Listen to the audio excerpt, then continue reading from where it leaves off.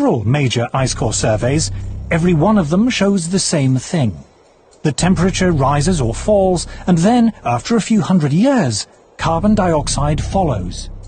So obviously, carbon dioxide is not the cause of that warming.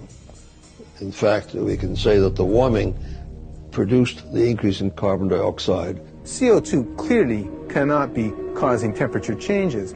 It's a product of temperature. It's following temperature changes. The ice core record goes to the very heart of the problem we have here. They said, if the CO2 increases in the atmosphere as a greenhouse gas, then the temperature will go up. But the ice core record shows exactly the opposite.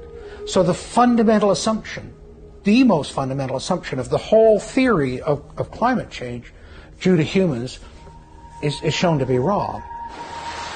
But how can it be that higher temperatures lead to more CO2 in the atmosphere? To understand this, we must first restate the obvious point that carbon dioxide is a natural gas produced by all living things. Few things annoy me more than to hear people talking about carbon dioxide as being a pollutant. You're made of carbon dioxide. I'm made of carbon dioxide. Carbon dioxide is how living things grow. What's more, humans are not the main source of carbon dioxide.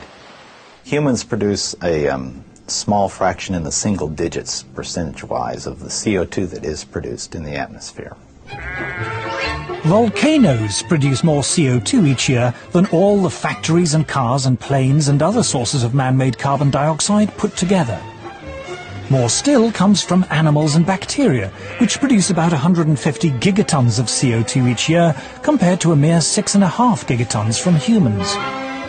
An even larger source of CO2 is dying vegetation, from falling leaves, for example, in the autumn.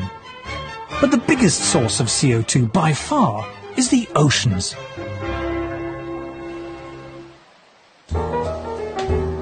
Carl Wunsch is Professor of Oceanography at MIT. He was also visiting professor in oceanography at Harvard University and University College London, and a senior visiting fellow in mathematics and physics at the University of Cambridge. He is the author of 4 major textbooks on oceanography.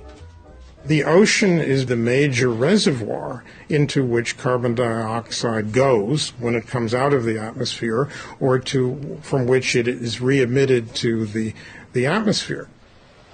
If you heat the surface of the ocean, it tends to emit carbon dioxide. So similarly, if you cool the ocean surface, the ocean can dissolve more carbon dioxide. So the warmer the oceans, the more carbon dioxide they produce, and the cooler they are, the more they suck in. But why is there a time lag of hundreds of years between a change in temperature and a change in the amount of carbon dioxide going into or out of the sea? The reason is that oceans are so big and so deep, they take literally hundreds of years to warm up and cool down. This time lag means the oceans have what scientists call a memory of temperature changes. The ocean has a memory of past events running out as far as 10,000 years. So, for example, if somebody says, "Oh, I'm seeing changes in the North Atlantic," this must mean that the climate system is changing. It may only mean that something happened in a remote part of the ocean decades or hundreds of years ago, whose effects are now beginning to show up in the North Atlantic. The current warming began long before people had cars or electric lights. In the past 150 years, the temperature has risen just over half a degree Celsius. But most of that rise occurred before 1940. Since that time, the temperature has fallen for 4 decades and risen for 3. There is no evidence at all from Earth's long climate history that carbon dioxide has ever determined global temperatures.